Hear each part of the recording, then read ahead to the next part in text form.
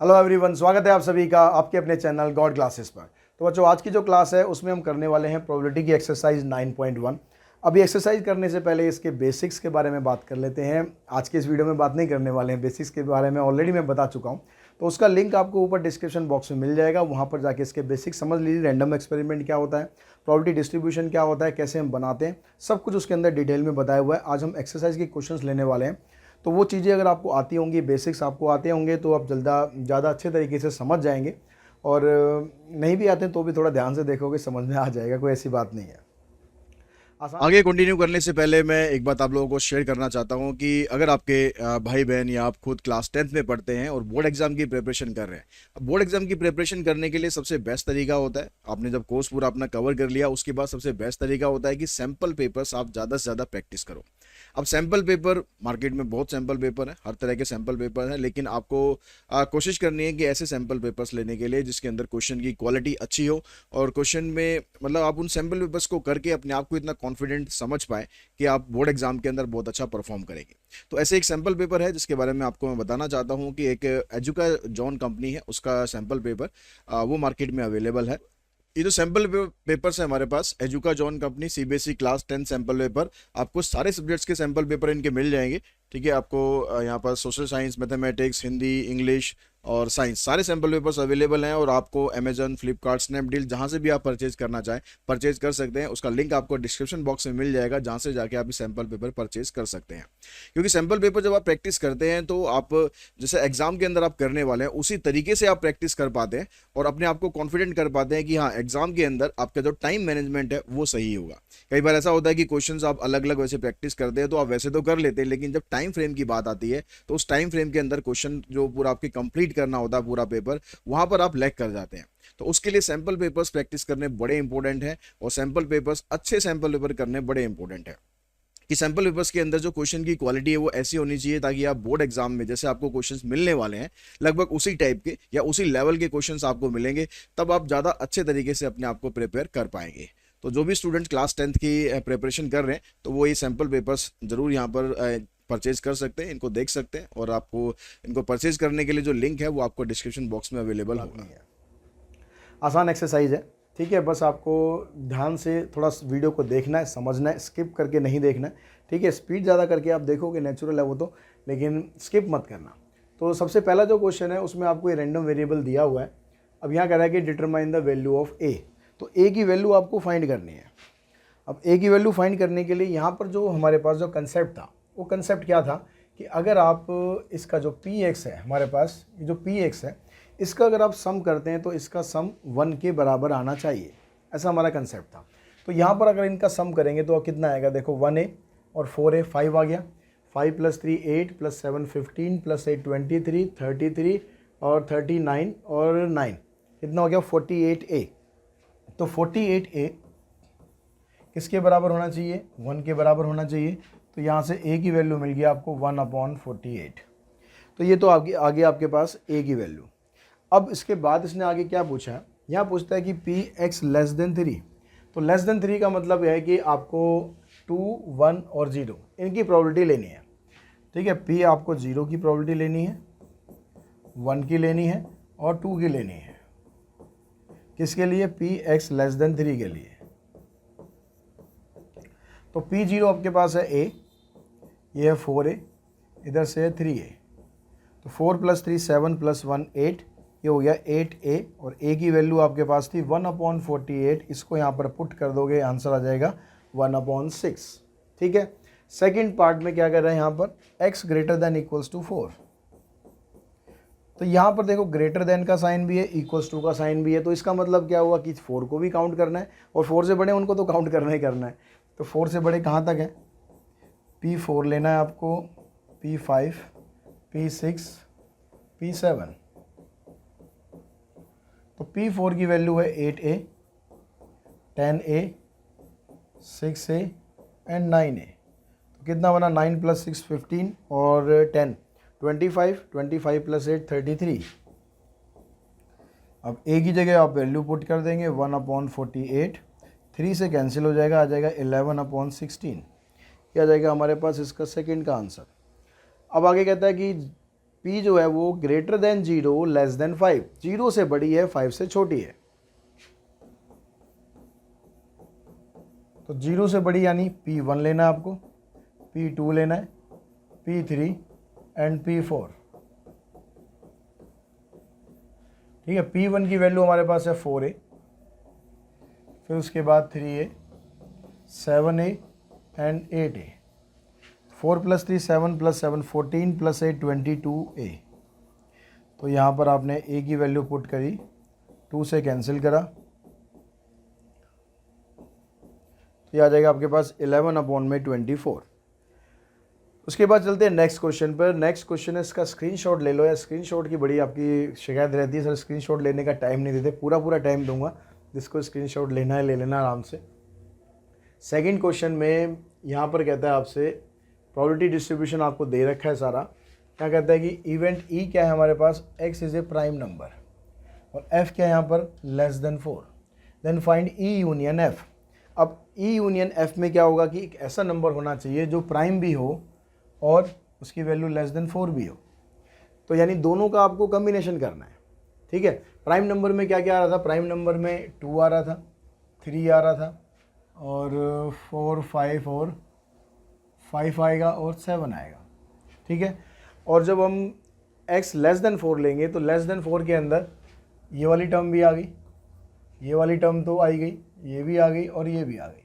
तो यूनियन का मतलब क्या होता है कि दोनों को इकट्ठा करना। तो दोनों को इकट्ठा करने का मतलब है कि आपको यहाँ पर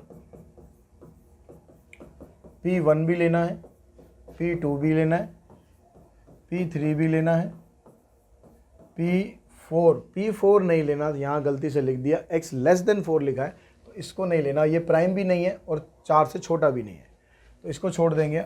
P5 लेना है और P7 लेना है। अब इनकी जो प्रोबेबिलिटी है उसको आप लिखो, P1 है आपके पास 0.15, 0.23, 0.12, 0.2 एंड 0.07। इन सबको आप कर दो ऐड। देखो 5 और 3 8, 8 और 2 10, 10 और 7 17, एक कैरी करा हमने, 1 + 1 2, 2 4, 4 + 1 5, 5 और 2 7, 5 और 2 7। तो ये आ गया आपके पास 0.77। उसके बाद चलते हैं हम नेक्स्ट क्वेश्चन पर। नेक्स्ट क्वेश्चन है हमारे पास question number 3। Random variable x is the probability distribution where k is some constant. इस तरीके से आपको दिया हुआ है। अब इसी चीज़ को अगर आप प्रोबेबिलिटी डिस्ट्रीब्यूशन में लिखेंगे तो कह रहा है कि x की वैल्यू अगर 0 है तो इसका जो प्रोबेबिलिटी है वो कितनी है, इसकी प्रोबेबिलिटी दे रखी है आपको k। x की वैल्यू 1 है तो प्रोबेबिलिटी है 2k, और ये अगर 2 है तो इसकी प्रोबेबिलिटी है 3k। ठीक है, अब सेम कंसेप्ट यूज़ करो, k की वैल्यू पहले निकालनी है ना, जो अभी हमने फर्स्ट क्वेश्चन में करा था, वही कंसेप्ट यूज़ करो कि इन सब का सम कितना होता है, 1 के बराबर होता है। तो 3 प्लस में 3 हो गया 6k आ गया, तो k की वैल्यू आ गई 1/6। ये हो गया आपके पास क्वेश्चन नंबर फर्स्ट का आंसर, k की वैल्यू आ गई 1/6। अब यहाँ पर कहता है कि px लेस देन 2, तो लेस देन 2 का मतलब क्या हुआ, P0 और P1। P0 की वैल्यू कितनी है k, इसकी वैल्यू है 2k, ये आ गया 3k, और k की वैल्यू है 1/6, तो ये आ जाएगा आपके पास 1/2। उसके बाद जो इसका x less than equals to 2 है, अब इसके अंदर 2 को भी आपको इंक्लूड करना है, तो 2 भी लेना है, 1 भी लेना है, 0 भी लेना है, यानी सारे लेने, तीनों ही लेने हैं। और तीनों का मतलब है कि इन सारे लेने हैं, तो इसका आंसर तो सीधा सीधा 1 आ जाएगा, क्योंकि इसमें तो k भी आएगा, 2k भी आएगा, 3k भी आएगा, 6k आ जाएगा, 6k की वैल्यू तो 1 है ही। यहाँ पर कह रहा है x ग्रेटर देन 22, 22 तो नहीं होना चाहिए, क्वेश्चन में एक बार चेक कर लेते हैं, ग्रेटर देन इक्वल्स टू 2। तो यहाँ पर ग्रेटर देन इक्वल्स टू 2 है, इक्वल्स टू का मतलब P2 तो आपको लेना ही है, 2 से ज़्यादा आप ले नहीं सकते क्योंकि है ही नहीं। तो P2 की वैल्यू कितनी है, 3k, k की जगह आप ये वैल्यू डाल दो, इसका आंसर आ जाएगा 1/2। इसका आंसर आ गया 1। ठीक है, इसका 1/2, इसका 1/2। उसके बाद देखिए नेक्स्ट क्वेश्चन, क्वेश्चन नंबर 4।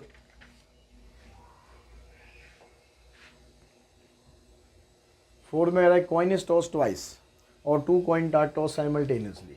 एक कॉइन को 2 बार टॉस किया या 2 कॉइन को आपने एक एक करके टॉस किया, तो बात तो वही है, दोनों के सैंपल स्पेस एक जैसे बनेंगे।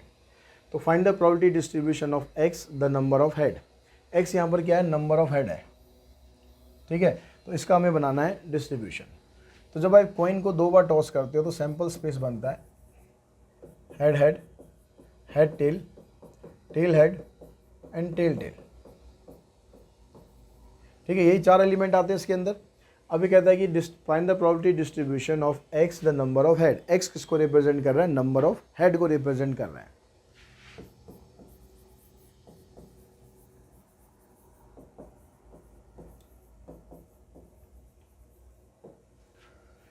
तो एक्स की वैल्यू यहाँ पर क्या क्या हो सकती है, एक्स की वैल्यू 0 हो सकती है। 0 का मतलब है कि उसमें एक भी हेड नहीं आएगा। 1 का मतलब है कि एक हेड आएगा और 2 का मतलब है कि 2 हेड आएंगे। अब हमें निकालनी है इसकी प्रोबेबिलिटी। तो जब ये 0 की बात कर रहा है कि 0 का मतलब है कि इसमें एक भी हेड नहीं आएगा, एक भी हेड नहीं आएगा तो इसमें सिर्फ ये वाला इवेंट बनेगा, ये इवेंट आएगा, इसकी प्रोबेबिलिटी बनेगी आपकी 1/4, ठीक है, क्योंकि एक एलिमेंट ये है और बाकी टोटल 4 है आपके पास, तो इसकी प्रोबेबिलिटी आ गई 1/4।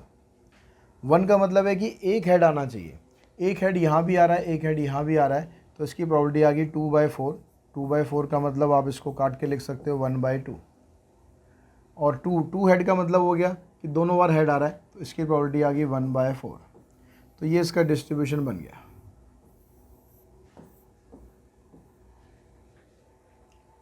सेकंड में कहता है if a random variable y is defined on this sample space as the number of tail then find the probability distribution of y। तो अगर हम यहाँ पर y किसको रिप्रेजेंट कर रहा है, y represent number of tail. तो जब आप कॉइन को 2 बार टॉस कर रहे हो तो हेड और टेल दोनों का सेम ही एक्सपेरिमेंट बनना है, क्योंकि वहाँ पर भी क्या होगा कि टेल 0 आ सकता है, टेल 1 आ सकता है, टेल 2 आ सकता है, यानी यही सेम बनेगा बिल्कुल, कुछ भी चेंज आपको करने की ज़रूरत नहीं है। बस यहाँ पर x रिप्रेजेंट कर रहा था, इधर y इससे रिप्रेजेंट करना है।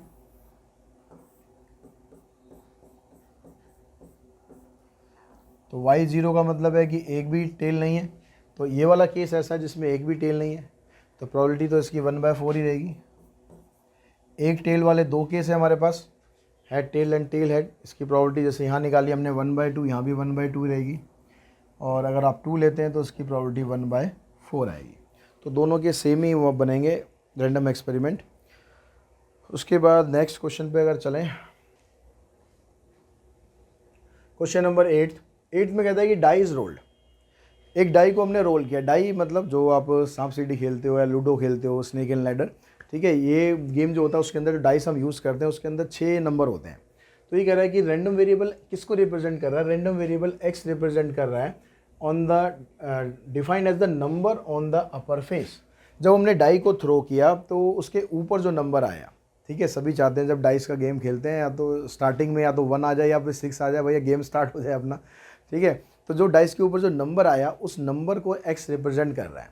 तो x की वैल्यू क्या क्या हो सकती है, x की वैल्यू 1 हो सकती है, 0 नहीं होगी इस केस में क्योंकि डाइस में 0 लिखा ही नहीं होता, ठीक है, उस पर तो 1 लिखा होता है या फिर 2 लिखा होता है या 3 लिखा होता है या 4 या 5 या 6। अब इनकी प्रोबेबिलिटी बताओ। अगर हम 1 डाइस को खेलते समय अगर 1 हमें चाहिए तो उसके आने की प्रोबेबिलिटी कितनी होती है, क्योंकि टोटल नंबर 6 होते हैं, तो प्रोबेबिलिटी हर एक नंबर की 1/6 ही होती है। तो इसका भी 1/6, इसका भी 1/6, इसका भी 1/6, ठीक है। ये बन गया आपका डिस्ट्रीब्यूशन, खत्म। उसके बाद नेक्स्ट क्वेश्चन पे चलते हैं। नेक्स्ट में कहता है कि an urn contain 5 white ball and 3 black ball. 5 white है हमारे पास, 3 ब्लैक बॉल हैं, 2 बॉल आपको निकालनी है without replacement and x denote the number of white ball drawn. x किसको रिप्रेजेंट कर रहा है, x denote the number of white ball. Then find इस प्रोबेबिलिटी डिस्ट्रीब्यूशन।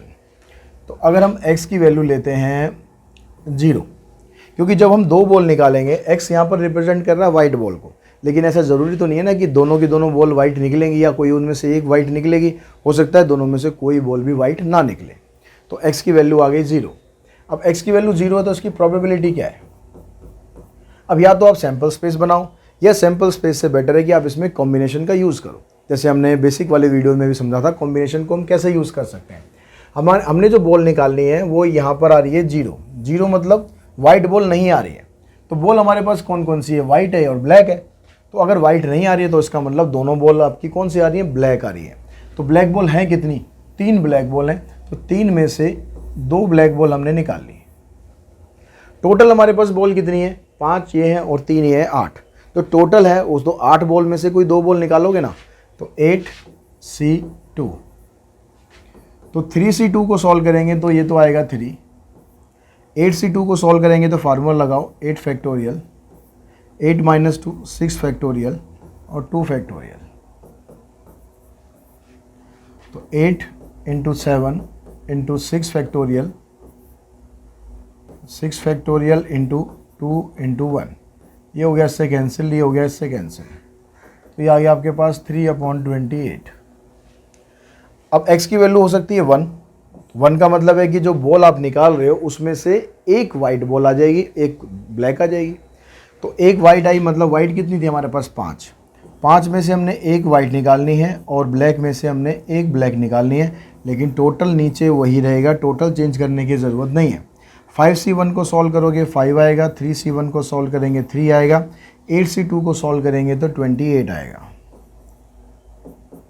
5 3 15/28। अगर x की वैल्यू 2 आ जाए, x की वैल्यू 2 का मतलब है कि 2 वाइट बॉल निकलेंगे। अब वाइट बॉल हमारे पास है कितनी, 5। तो 5 में से हमें 2 वाइट बॉल निकालनी है। तो 5C2 को सॉल्व करोगे तो ये आएगा 10, नीचे तो आपके पास ये 28 है ही, और इसे कैंसिल कर लोगे तो ये बन गया आपके पास। और यहाँ भी कुछ कैंसिल हो सकता है तो कैंसिल कर लेना है। अब चेक कर लो आगे कि डिस्ट्रीब्यूशन का जो टोटल है ये 1 आ रहा है नहीं आ रहा। यहाँ पर देखो 3 है, यहाँ 15 है, 15 + 3 18, 18 और 10 28, क्योंकि डिनोमिनेटर में 28 है तो इसलिए मैंने ऐड करने के लिए इसको लिया। तो 10/28, 15/28, 3/28, इन तीनों का टोटल करोगे तो आ जाएगा 1, यानी डिस्ट्रीब्यूशन हमारा ठीक है। तो इसको आप डिस्ट्रीब्यूशन बना के लिख देंगे। फाइनल आंसर में अगर डिस्ट्रीब्यूशन पूछ रहा है आपसे तो डिस्ट्रीब्यूशन बनाकर ज़रूर लिखना है। x की वैल्यू यहाँ पर 0, 1 और 2, प्रोबेबिलिटी 3/28, 15/28 एंड 5/14। चेक कर लेते हैं एक बार, 3 28, 15 28 और 5 14। उसके बाद आ जाओ नेक्स्ट क्वेश्चन पर, क्वेश्चन नंबर 7। इसमें आपको 2 कार्ड निकालने हैं, ठीक है। From a well shuffled pack of 52 playing cards find the probability distribution of number of jack. अब यहाँ पर x किसको रिप्रेजेंट कर रहा है, नंबर ऑफ जैक को।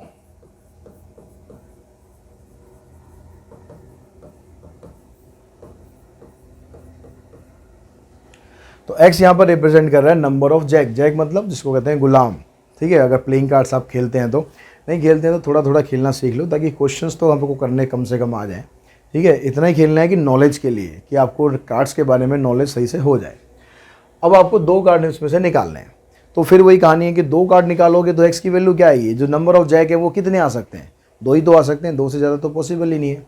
0 भी आ सकता है, 1 भी आ सकता है और 2 पॉसिबल है। यानी x की वही 3 वैल्यू यहाँ पर पॉसिबल है। x की वैल्यू 0 पॉसिबल है, 1 पॉसिबल है और 2 पॉसिबल है। अगर 0 का मतलब है कि एक भी जैक कार्ड नहीं आया। अब कार्ड होते कितने हैं, जैक के जो कार्ड होते हैं वो होते हैं टोटल 4 और बाकी के कार्ड होते हैं 48, टोटल मिलाकर बनता है इसका 52। तो अब हम यहाँ पर कह रहे हैं कि 0 का मतलब है कि हमने जैक नहीं निकाला, हमने कोई और कार्ड निकाला है। और कोई और कार्ड कौन से हैं, 48 कार्ड्स हैं ये।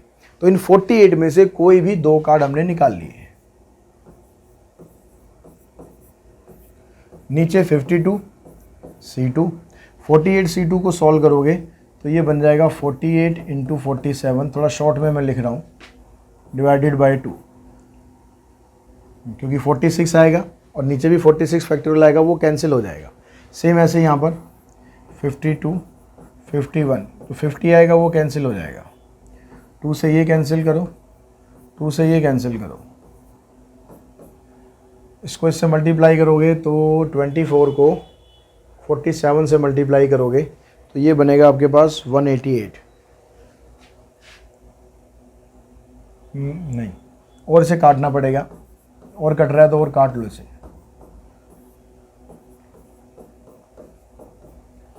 दो से काटेंगे, 3 से काटेंगे,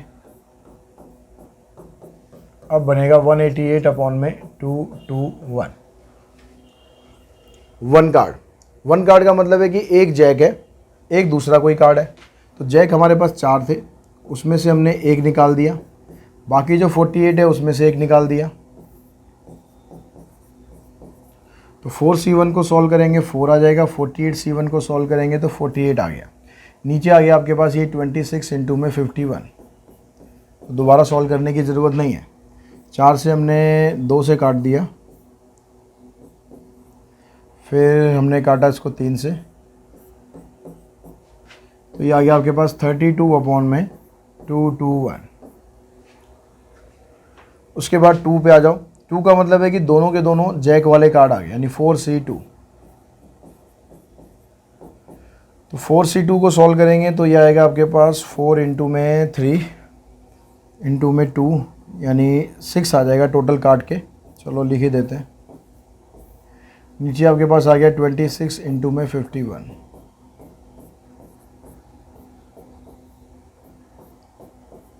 ये सारा सॉल्व करके आ जाएगा 1/221। ठीक है, अब ये जो तीनों वैल्यू आई हैं इसको डिस्ट्रीब्यूशन में डाल देना टेबल में, यही आपका आंसर आ जाएगा। उसके बाद चलते हैं, इसका स्क्रीनशॉट आप ले सकते हैं। उसके बाद क्वेश्चन नंबर 8 देखिए। 8th क्वेश्चन में 8 में कहता है कि 4 बैड ऑरेंजेस हैं, ख़राब ऑरेंजेस हैं, उनको हमने मिक्स कर दिया 16 गुड ऑरेंजेस के साथ। अब वो 4 जो बैड ऑरेंजेस हैं वो 16 गुड को ख़राब ना कर दें, क्योंकि कहते हैं ना बुरी संगत जो होती है उससे और बुरा ही होता है। तो ये 4 जो है बैड वाले जो हैं वो 16 गुड के साथ मिक्स कर दिए। अब find the probability distribution of number of bad oranges in A draw of 2 oranges. अब हमें 2 ऑरेंजेस निकालने हैं, तो उसमें से जो नंबर ऑफ बैड ऑरेंजेस हैं, एक्स यहाँ पर रिप्रेजेंट किसको कर रहा है, नंबर ऑफ बैड ऑरेंजेस को।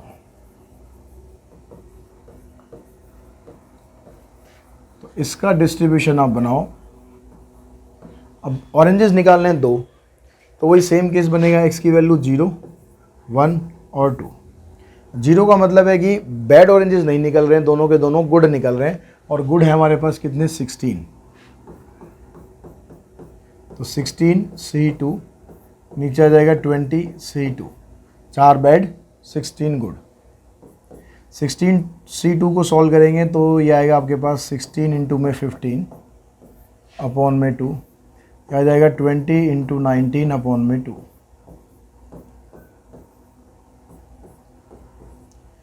तो यह है हमारे पास 8 इंटू 15 अपॉन 10 इंटू 19, और ये कट जाएगा, तो ये आ गया आपके पास 12 अपॉन 19।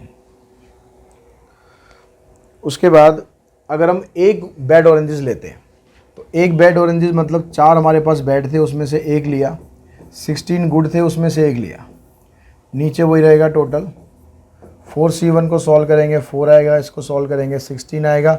20C2 को सॉल्व करके आया था हमारे पास 10 इंटू 19,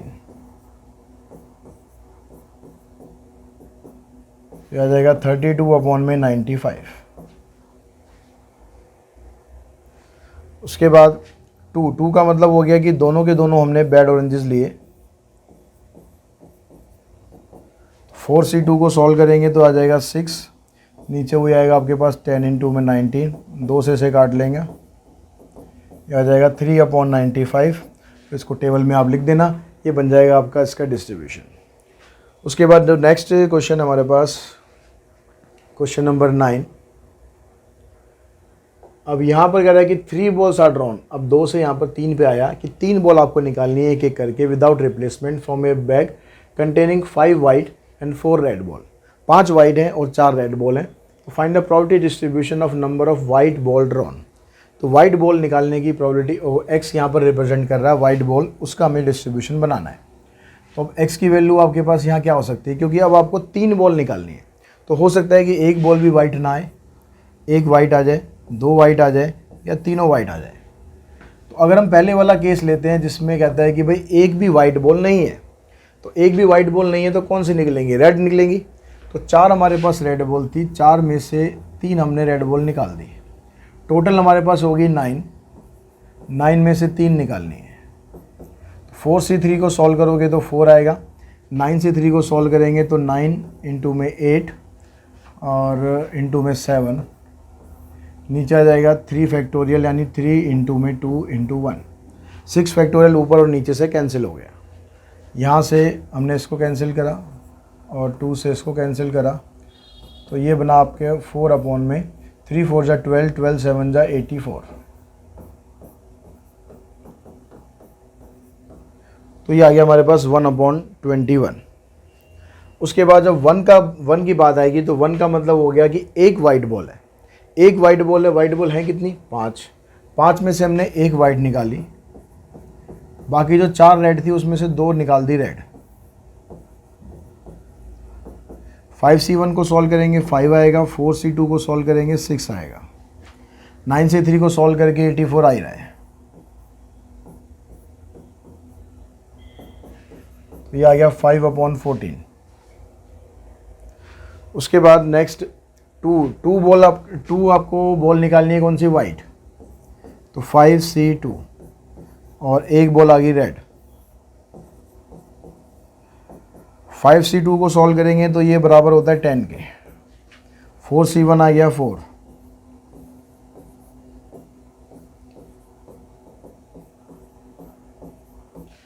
ये बन गया 10/21। उसके बाद अगर तीनों की तीनों हमने वाइट निकाल दी तो 5C3 को सॉल्व करके आ जाएगा आपके पास 10, नीचे 84 आ ही रहा है, 2 से हमने इसे काट दिया तो आ जाएगा 5/42। अब इन सब का अगर आप टोटल करके चेक करोगे ना, इन चारों का, हमेशा जब भी आंसर आप छोड़ो तो टोटल करके ज़रूर चेक कर लो कि 1 आ रहा है या नहीं आ रहा। और जब आप टोटल करोगे तो इसको लेने की बजाय जिसका डिनोमिनेटर सेम आ रहा था ना, उन टर्म्स को लेना, उसको टोटल करके देखना, तो जल्दी आप टोटल कर लोगे कि आंसर आपका ठीक आ रहा है या नहीं। उसके बाद चलते हैं क्वेश्चन नंबर 10 पर। 10 में कह रहा है कि एक बॉक्स है जिसके अंदर 12 बल्ब हैं, 3 इसमें से डिफेक्टिव हैं, तो यानी 9 जो है वो नॉन डिफेक्टिव हो गए। ए sample of 3 bulb is selected from the box. 3 हमें सैंपल निकालने हैं। x denote the number of defective bulb in the sample. तो x किसको रिप्रेजेंट कर रहा है? डिफेक्टिव बल्ब को रिप्रेजेंट कर रहा है। तो x की वैल्यू 0, 1, 2 और 3। अब इसकी प्रोबेबिलिटी अगर आप निकालते हैं तो 0 का मतलब है कि एक भी डिफेक्टिव बल्ब नहीं है, सारे के सारे अच्छे वाले बल्ब हैं, नॉन डिफेक्टिव बल्ब हैं। तो नॉन डिफेक्टिव बल्ब है हमारे पास 9, क्योंकि 3 डिफेक्टिव हैं और टोटल 12 हैं, तो 9 हो गए नॉन डिफेक्टिव। तो 9 में से हमने तीनों बल्ब निकाल लिए। नीचे टोटल है 12C3। तो 9C3 को सॉल्व करेंगे तो आ जाएगा आपके पास 9 into 8 into 7, 3 into 2 into 1। 12C3 को सॉल्व करेंगे तो 12, 11 और 10, नीचे आ जाएगा 3 और 2 और 1।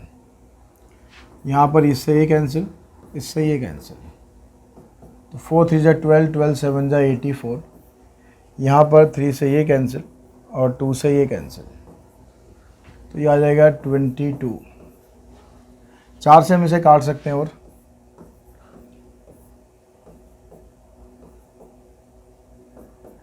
21/55।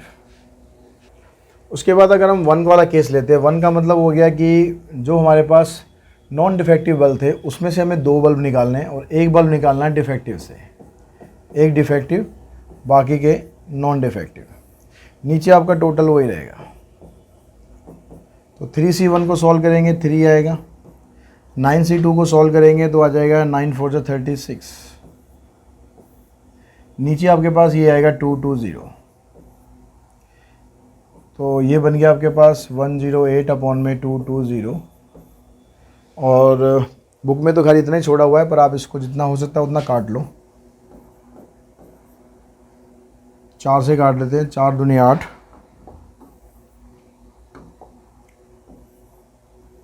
4 7 28। 4 से इसको काटेंगे तो ये आ जाएगा। उसके बाद हम 2 वाला केस लेते हैं। 2 का मतलब हो गया कि आपके पास 2 डिफेक्टिव हैं और बाकी नॉन डिफेक्टिव हैं। तो 3C2 को सॉल्व करेंगे, 3 आएगा, इधर से 9 आ जाएगा, नीचे आपके पास 220 है ही। तो अब ये कटेगा नहीं, तो इसको आप ऐसे ही छोड़ सकते हैं।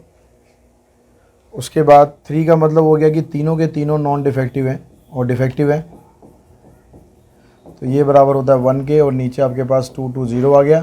तो ये आपके पास 4 वैल्यूज़ आ गई, इनका टोटल आप करेंगे तो फिर वही 1 के बराबर आना चाहिए, और डेफिनेटली आएगा अगर आपने ठीक किया है तो। क्वेश्चन नंबर 11 भी इसी टाइप का ही क्वेश्चन है कि 4 बैड ऑरेंजेस हैं, उनको आपने मिक्स कर दिया 10 गुड वाले के साथ, तो टोटल मिलाकर 14 हो गए। अब उसमें से 3 एग आपको निकालने हैं, 3 एग निकालने हैं और डिस्ट्रीब्यूशन उसका बनाना है। तो सेम कहानी, x की वैल्यू 0, 1, 2 और 3। तो 0 का मतलब हो गया कि आपको जो बैड x है वो आपको नहीं लेने हैं, ठीक है। नंबर ऑफ बैड x ही है ना x, तो बैड x आपको नहीं लेने, अच्छे वाले लेने। अच्छे वाले कितने, 10 हैं, तो 10 में से आपको कितने निकालने, 3 निकालने, टोटल है 14। तो 10C3 को सॉल्व करेंगे, बनेगा 10, 9, 8, 3 इंटू 2, 14C3 आएगा, 14, 13, 12 और 3 इंटू 2,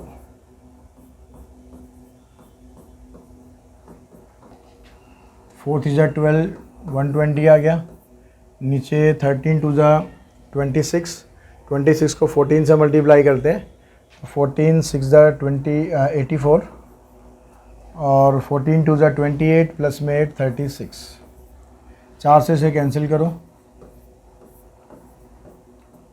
तो ये आ गया 30/91। उसके बाद नेक्स्ट 1 का मतलब है कि आपके पास एक बैड ऑरेंजेस होना चाहिए। बैड ऑरेंजेस हमारे पास 4, तो 4 में एक में से हम 4 में से एक बैड निकाल लिया और 10 में से बाकी के 2 अच्छे वाले निकाल लिए, टोटल आपका यही रहेगा।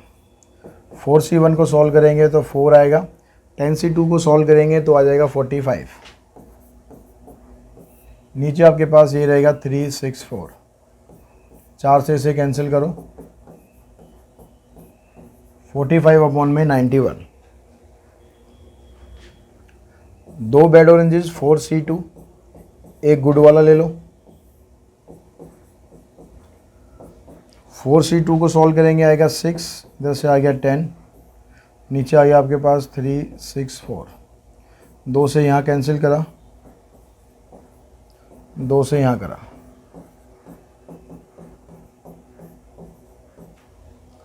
3 का मतलब है कि तीनों के तीनों बैड ऑरेंजेस,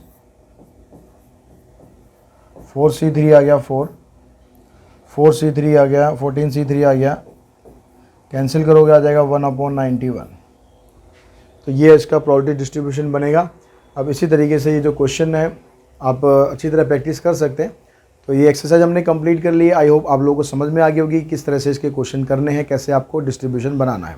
आज की इस वीडियो में इतना ही, जल्दी मिलते हैं नेक्स्ट वीडियो में। Thanks to all of you.